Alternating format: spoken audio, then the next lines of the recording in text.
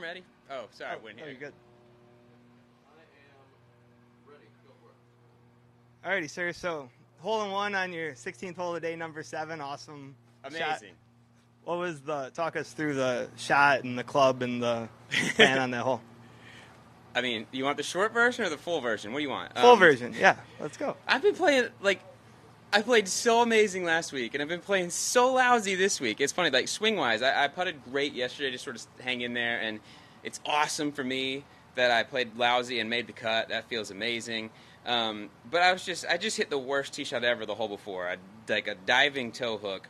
And so when I stepped up on the tee on 7, I was like, you know what, this yardage is a perfect 5-iron. I said, told Chad, I said, I'm going to hit the same shot I hit on 17th hole at the Valspar Championship on Sunday. I'm going to aim it right at the TV tower. I'm going to let the wind do the rest. And I hit this beautiful 5-iron. It was so nice. And it was, like I said, it was a perfect yardage. Hit a good full one. The wind was right to left, so it was helping. And then the ball kind of disappears over a little ridge on that green, so we couldn't actually see it. And it was funny because obviously not a whole lot of people are watching the 9:30 group off 10 here on Sunday in Houston. And so there was a smattering of people behind the green, and half of them went, woo! And the other half just sat completely still. So we were like, oh, that's kind of like it was really close, woo. And so we didn't know it went in until we got up to the green, which is crazy. But it was in the hole, and it was awesome. How many is that on tour? I have made a hole-in-one at the Wyndham Championship on number 16, a hole-in-one at the RBC Heritage on number 17, and now a hole-in-one at the Texas Children's Open on, number 7? Number 7. So there you go, 3.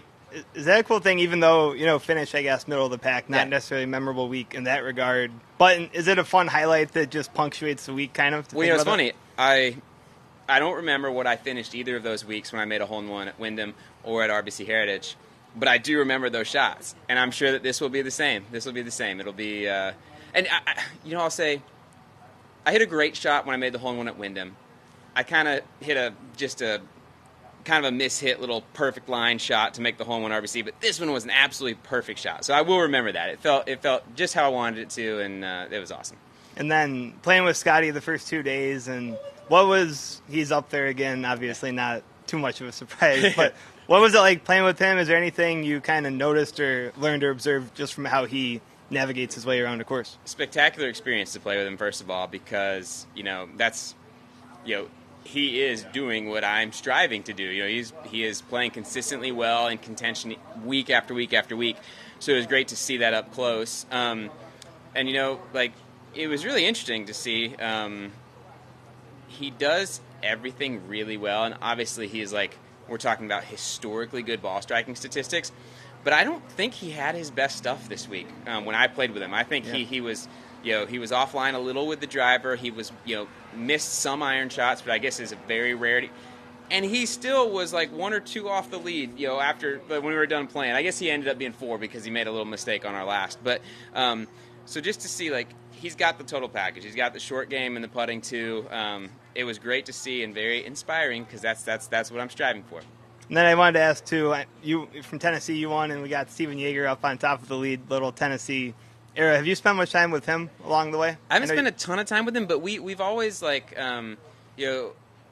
he was kind of, we'd have these little games sometimes where a group of players from Knoxville and a group of players from Chattanooga area would sort of meet. There's a golf course called Tennessee National that's kind of in the middle. We'd meet there. Sometimes we'd go to Chattanooga and play. Sometimes they'd come up to Knoxville and play.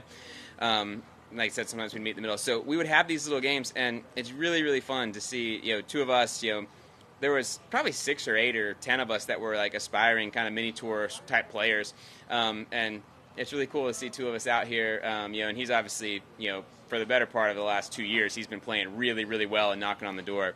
So, obviously, and he gave me a really hearty congratulations this week, which felt great, and I would love to be able to return the favor. Awesome, sweet. Thank you, Peter. Awesome, Kev.